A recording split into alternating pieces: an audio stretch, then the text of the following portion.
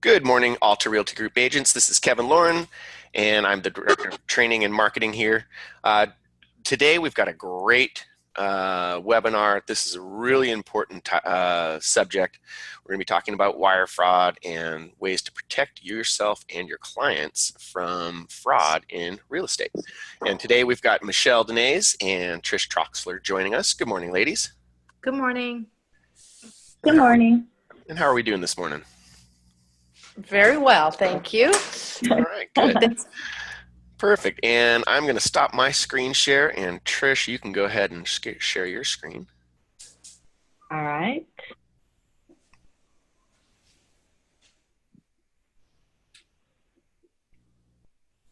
All right, perfect. Okay, bear with me. I'm having a little technical. My mouse isn't moving very well here. Hold on. That's all right. We're all familiar with those kinds of things. I love it, you know? Oh, yeah.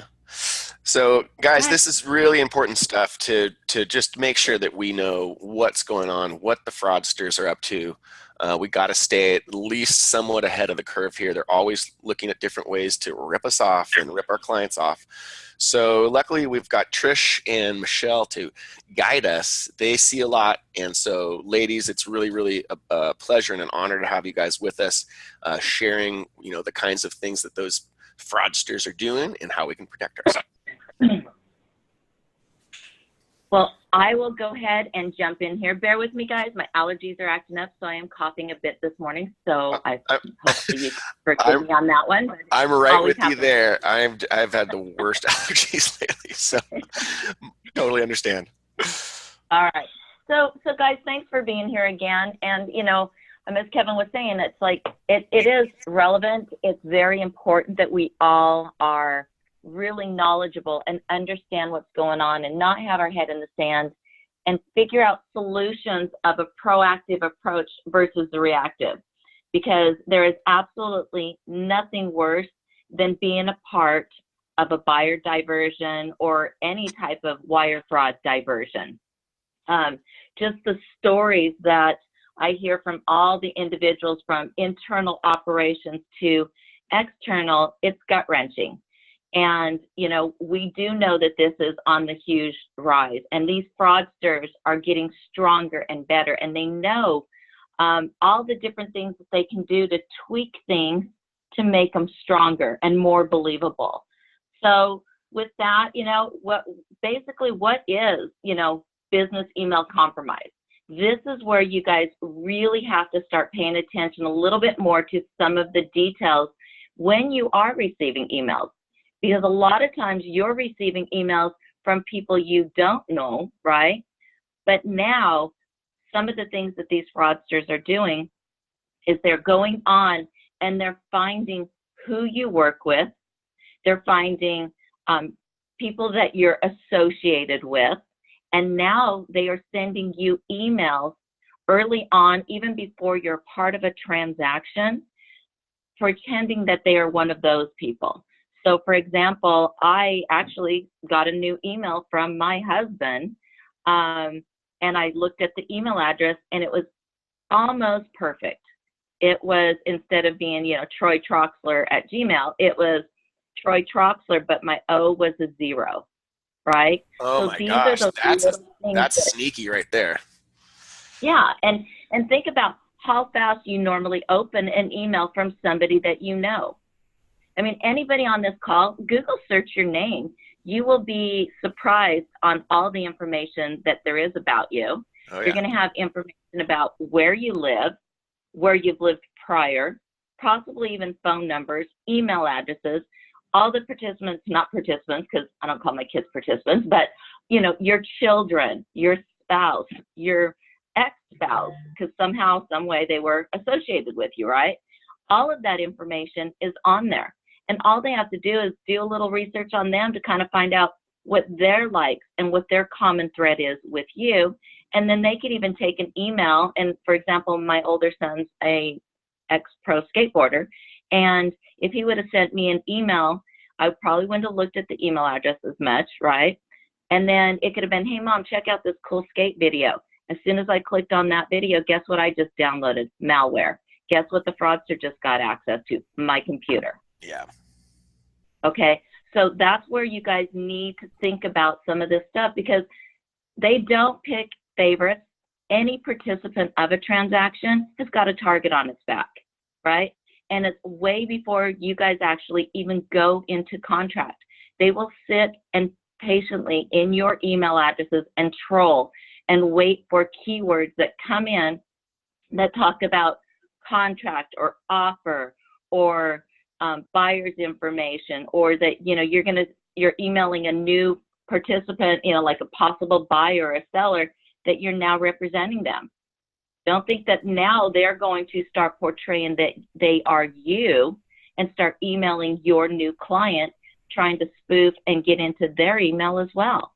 Oh, I see. So it is definitely the agents that are also getting hacked, and then the fraudsters posing as the agent saying, oh, okay, client, just go ahead and wire the funds here. And it's completely, you know, not the right spot, right? Exactly. So that's one of the things that you guys, you know, when you are working with your escrow company, pull yourself out of the communication when it comes to wiring of funds. I mean, I'd say, hey, go back to old school and have the earned money deposits only done by check. But you know what? Reality is, we're in a faster paced moving industry. We all want instant gratification. And so it's a lot more efficient and easier to wire funds in. But I would make sure that whoever you are working with, that they are sending the wire information in an encrypted email, so that that buyer, when they're getting that information, these fraudsters can't change it. And then Trish, what about just you know, like a phone call, or, you know, I think you also mentioned something about a safety word or something, you know, Yeah. I think, you know, those are really good techniques, I think.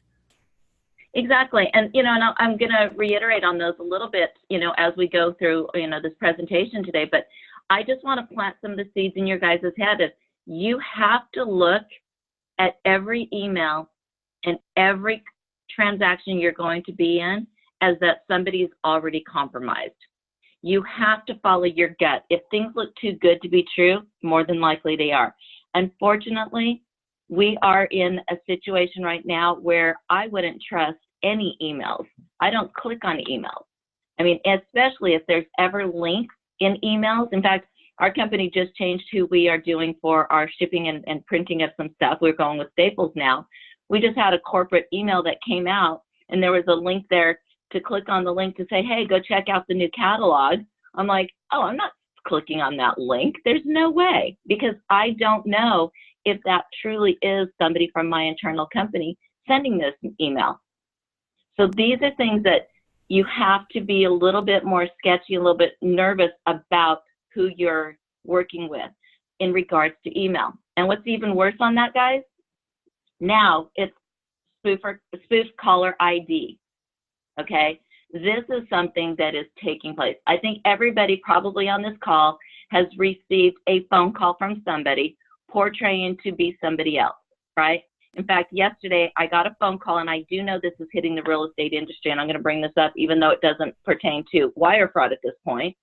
But yesterday I got a phone call from a number very similar to like my cell phone number. It was the same area code. The first three numbers were the same prefix number, like the 945. And when they called me, they're like, hey, just want to let you know that it looks like someone has been trying to hack into your Microsoft software. Please press 1 to speak with an attendant, right? So I pressed 1 just because I'm like, I already know the routine on this. I would never give anyone information. And the guy, you could tell, was following his script. He had a very foreign accent, but yet his name was David Williams. And it was kind of like, yeah, right, dude. And what he wanted me to do was click on a certain button, you know, kind of run a certain program on my computer. And by putting certain words into this little program, it would give them full access to my computer. Wow. Okay. So guys, just think about it. There's no one from Microsoft that is ever going to call you to say, hey, by the way, we realize that there's some issues going on your computer. We need access to that. If you Right. ever have a It's phone almost like call, you never, it's impossible to get those people on the phone anyway, so they're not calling you. exactly, because it's too good to be true, Yep. right? But if you feel like, if someone calls you on that, take your computer to the Geek Squad. Let them take a look at it to make sure that you do not have any, compromised situations on your computer, that you've already clicked on a link, or that you've given enough information, and once they get just a tiny bit more, they're in. But pay attention to that. But one of the things that I was telling Kevin just before this call, one of the big things on these is the spoofed IDs. Not only are they doing what I just mentioned, but they are calling your clients as if they are you. They are taking over your caller ID. And let's say, Kevin's got John Smith as the buyer, right? So all of a sudden, this fraudster portrays to be Kevin on the caller ID, calls the buyer. It shows up as Kevin's name on the buyer's cell phone. And then he has a conversation with the buyer. So not only do you guys have to educate your clients about watch out what's going on with our emails and texting, we have to also educate them on phone calls. And that's why when Kevin was talking about some of the best practices you guys could put in is having that passcode implemented early on in the transaction. As soon as you guys are signing contracts, that's when I'd sit down and say, that passcode, and it could be, I don't know, red cup, right? And that anytime that anyone has to have a conversation with your client, they need to say, all right, in order for me to have this conversation with you, what's my passcode? And you want to make sure that your client knows that it's red cup, and every participant that's going to be a part of that transaction knows that the passcode is red cup, and that it's never put in an email. It's always done through verbal. Right. Because, yeah.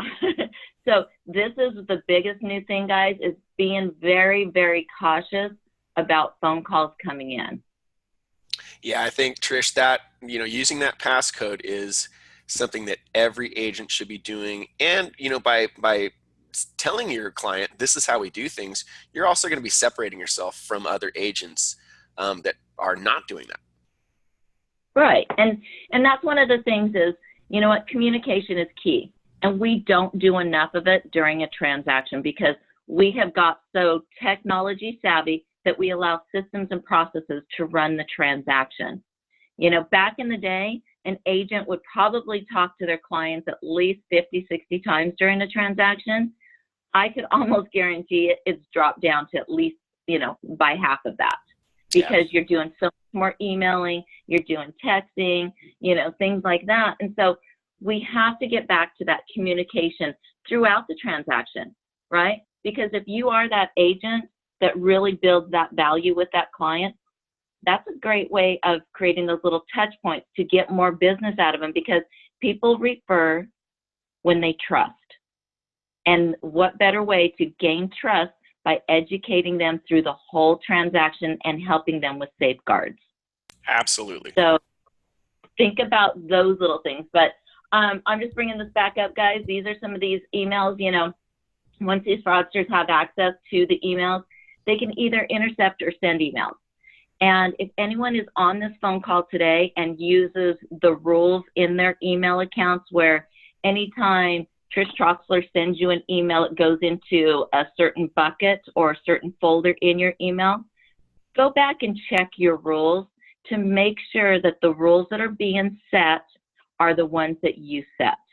Because we did have a situation in Arizona where an escrow officer was emailing a client for over a month. The client was screaming and hollering at her saying, "You're never sending my information. Where is it? What's going on here?"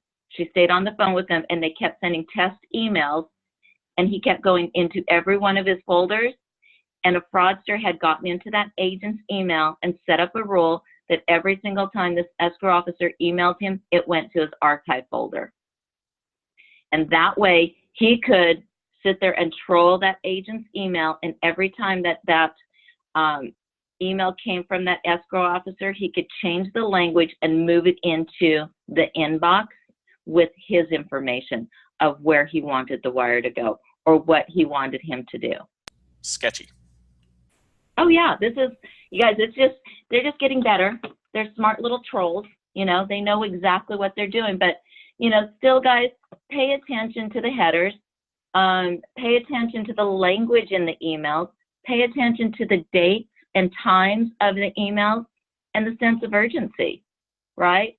So this is where you could really set the stage with your client early on and saying, hey, by the way, I will never, ever email you from 10 o'clock at night to 5 in the morning, right? If you ever receive an email from me during this time frame, I need you to pick up the phone and I need you to call me. You set the stage, because guess what?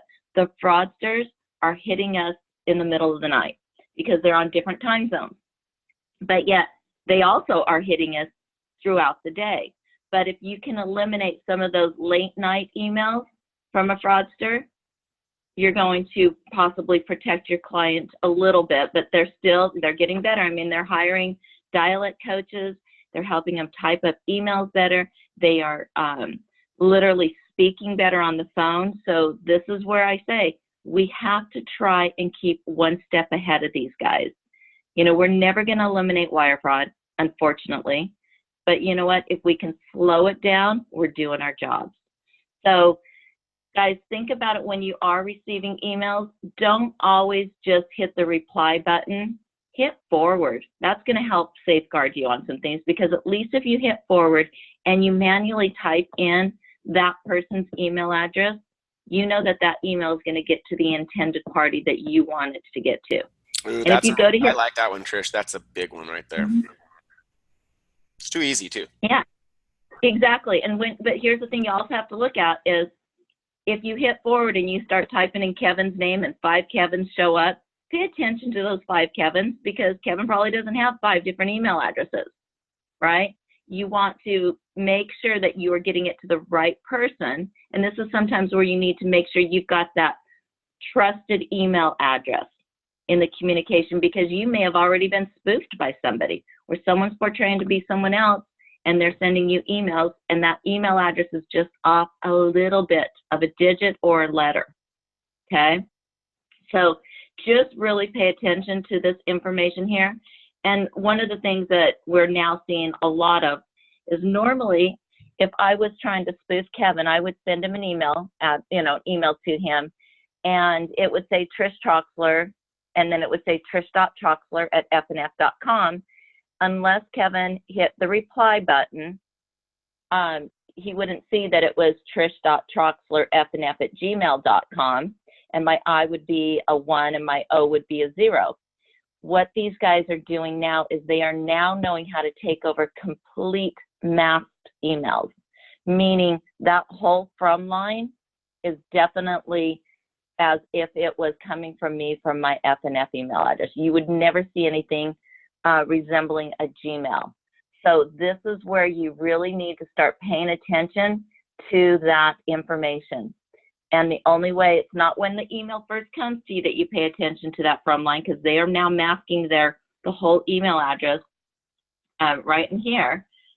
It's either hit reply to see what it truly is, or hit forward and at least do that safety measure. But I did want to really bring this up because this is really, really hard to detect. You have to be very cautious on it. Because when I spoke with you guys last time, I'm like, hey, when you receive an email, just pay attention to who it's from, right? And now, and because it would show their Gmail portion of the account, not anymore. It's now completely, the whole line in here is definitely now masked. That is so sketchy.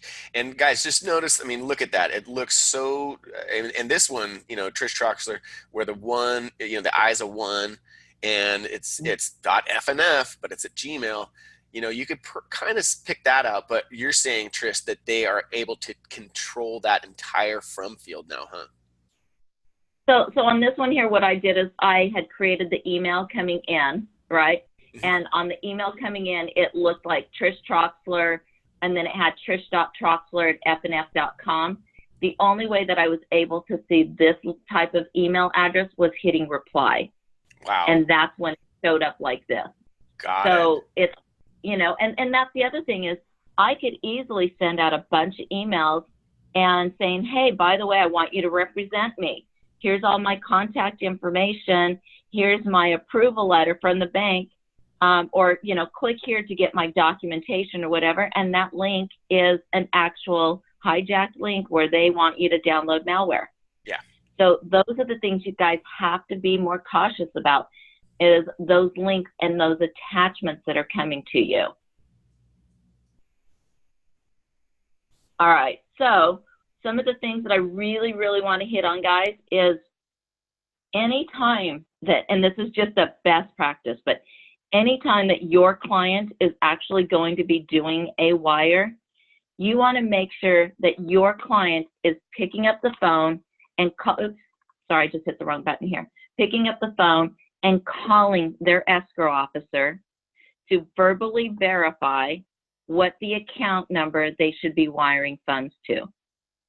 And then another best practice is within a couple hours of them going to the bank and doing this transfer of funds, they want to call their escrow officer again to confirm that they received the funds from that buyer, okay? And the reason why I stress this is such a big deal is because these guys are so smart, and they come in and, you know, think about it. To us, a transaction is a business. To our clients, it's personal. And I don't know about you guys, but when I'm making personal decisions, I don't really always think about what I'm doing because it's emotional, right? These guys are not used to doing transactions, especially your first-time buyers or even your elderly couples, right? They're not used to the language. They're not in it as much as we are. So it is our job to educate them. But that to me would be such a good best practice, is to make sure that when they do the transfer, that they call the escrow officer right after, right? Now, the thing is, if they call, you know, they go to the bank at 4 o'clock and then they call, you know, the escrow officer, say, do you have my funds? They've already missed the cutoff. So escrow would not have those funds until the next morning. So it might be when you're setting the stage, hey, when you go do your earnest money deposit, try and do it before noon. That way we can verify that escrow received your funds that day. Because within 24 to 36 hours, that money's gone. So we need to... Yeah, that's a great best practice, Trish. I mean, you know, just being able to control that and know that that transaction went through and everybody's, you know, looking at it, I think that's a great step. Yeah. And just, you know, I mean, on here, guys, I always talk about, like, regularly purge your email. If you've got a ton of email in your account, start deleting it, because more than likely you probably have some, you know, bank account information coming into you. It may have some stuff that you do Facebook or Instagram or whatever. If these fraudsters are trolling your email, they know your life. If they end up seeing that you buy a lot of stuff from Macy's or Nordstrom or Target, don't think that they're not going to start sending you spoofed emails from Macy's, Target, and Nordstrom saying, oh, here's a $20, you know, note from Nordstrom. Click here. Guess what you just did? You just downloaded malware. So these are the things that you want to just go in there and start getting rid of emails and purging, especially if you still have any of your clients' old personal data in there. Delete, right? And you know what? This is one of the things that I already kind of went into the spoofed IDs, but make sure that when you guys are giving your clients your known trusted number as well as whoever is your escrow officers, make sure you're giving it to them from maybe a business card or you're verbally giving it to them. Do not put it in email, because guess what? Those fraudsters will go in, portray to be the escrow officer or portray to be you, saying, hey, here's my phone number, calling from the escrow officer, and it could be off just one number. So instead of being the 5309, they're sending an email saying, hey, you know what? Your escrow officer's number is the 5039. Off just a little bit. And we don't pay attention to the little tiny details. So I always tell, you know, people that I work with that, you know, are buying or selling homes, I'm like, hey, you know what? Before you ever deal with any of your money, Google search who your escrow officer is and get a known trusted number from their office, because you want to make sure that you're calling the office number and that you are actually speaking with that escrow officer. Because when it comes to my money, I'm not going to give it up. So want you guys to really think about that. No, good point there, Trish, for sure. All right. So this is some statistics, guys. And I just want to really reiterate how much this is affecting us, right? So we know that when it comes to cyber fraud attacks, 40,000 victims, over $5 billion in losses. Last year, I was saying that by 2021, the FBI was stating it was going to be over 21 billion. Now I'm looking at statistics and they're like over 40 billion, $50 billion in losses. Holy smokes. So, you know, it's constantly changing, but that's one of the things. I mean, this is all cyber attacks, not just real estate, but how it is affecting our industry is literally there was a 480% increase in complaints in 2016. In 2016, we had $19 million diverted in real estate transactions. In 2017, just 9 months alone, from January through September, that increased to $969 million either attempted or diverted from our buyers and our sellers. Wow, and that's just from real estate transactions? That's, yes. Folks. $950 million, guys. That's the difference from 2016. Do you not think that these guys are getting smarter and better? And one of the latest statistics I just got on that, during that time frame of that $969 million of 2017, $625 million was completely lost. That's unbelievable. Okay. So that is huge, right? And this is where, you know, when we're looking at it, guys, don't think that if you're in a transaction and if you don't stop to educate your client, that you're not going to be part of a lawsuit. The more that you can set up safeguards, create better practices, and memorialize it like crazy, document everything that you do to help protect your client, you might get pulled out of a lawsuit a lot sooner than later. But these guys are not just suing the real estate agent. They're suing the real estate broker. They're suing the title and escrow company. They're suing the banks. And they are doing it on the grounds that you are in the industry, you should have known better, and you should have educated me. Yeah, so and really, yeah, guys, and like Trish said, document what you're doing. You know, err on the side of paranoia. You know, this needs to be part of every transaction. There needs to be, in fact, you know, it's not a bad idea to have the buyer or the seller sign a disclosure that says, yes, you know, the real estate agent went through everything to look for in fraud. I understand that these are risks. Something to that effect would not be a bad idea.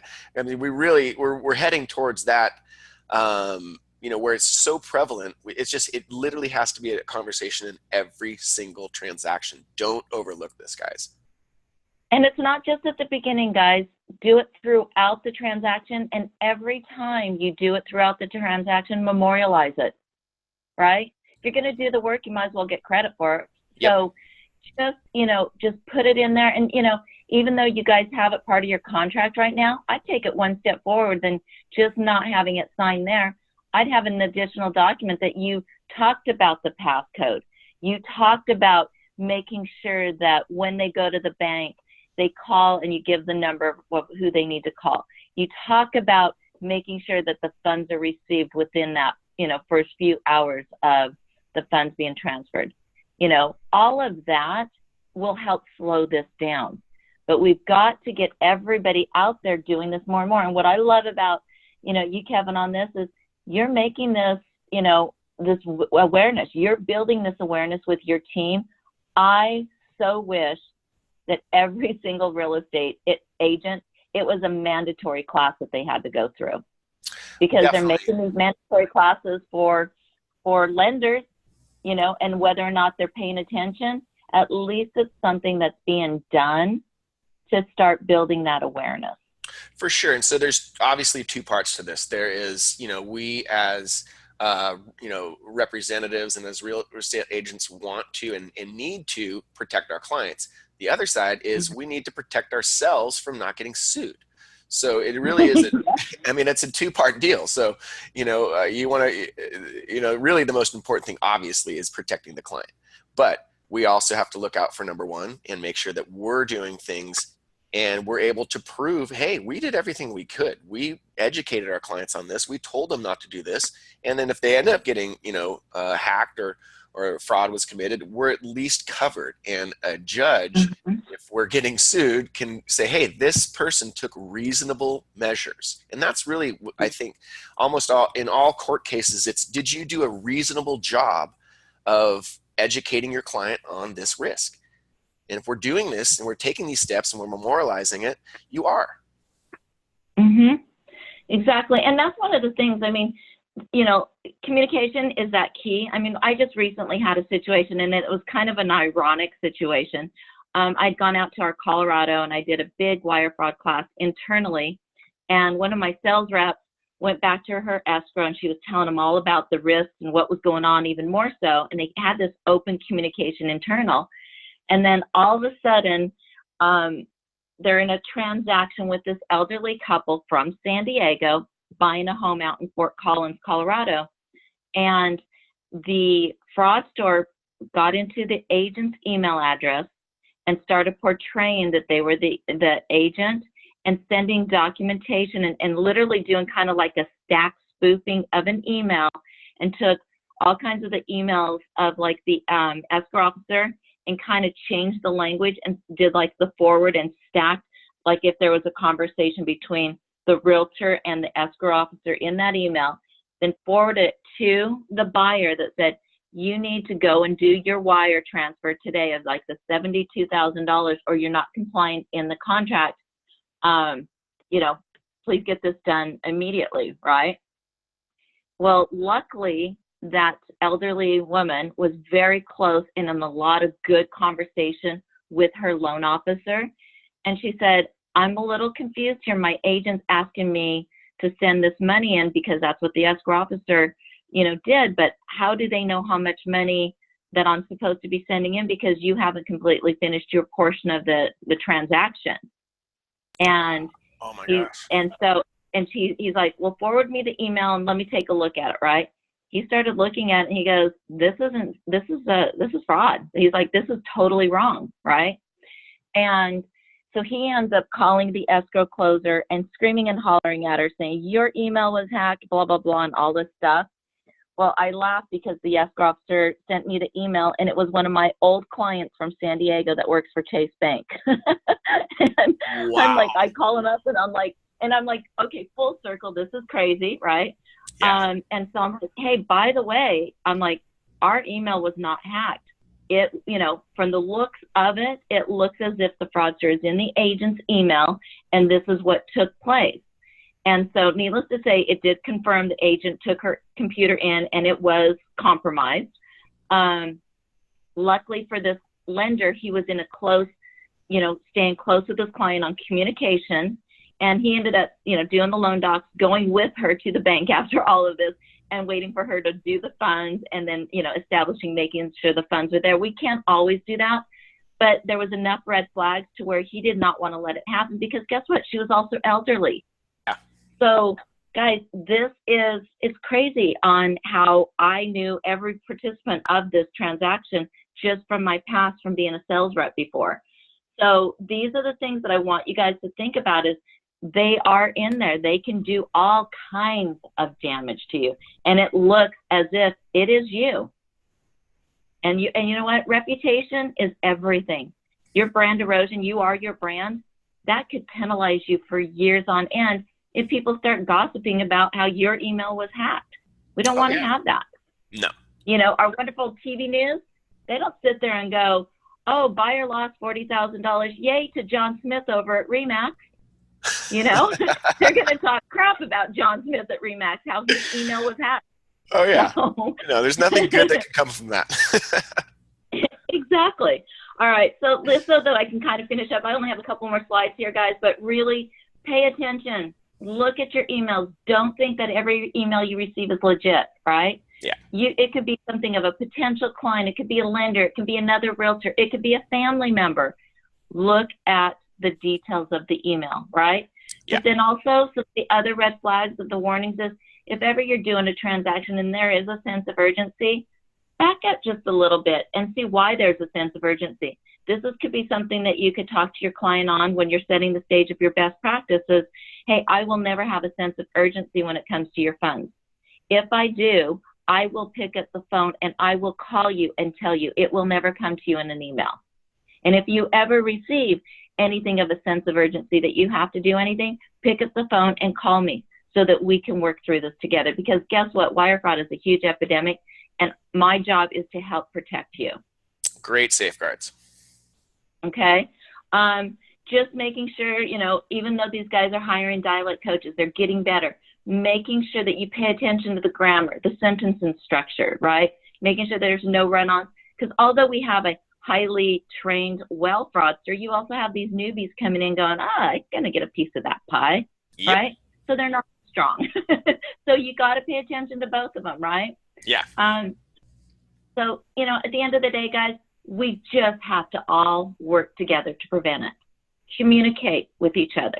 You guys are the go-between to your client and escrow, to your client and the lender. I mean, there's so much stuff that you guys are thrown into, but I just want you guys to think about it that, you know, you may have already set up all your safeguards. You may have your personal email or your business email set up with the multi-factor or two-factor authentication, meaning that you've got that extra layer of protection so that anytime somebody logs into your email, you have to have a PIN code sent to your cell phone, right? Yep. But not everybody has done this. The agent on the other side doesn't even know about wire fraud, doesn't even know that it's not okay to click on a link, right? Sure. So you have to look out for your protection, okay?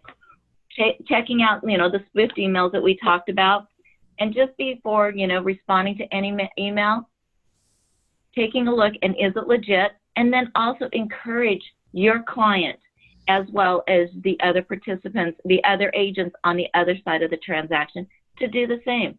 It's all education, right?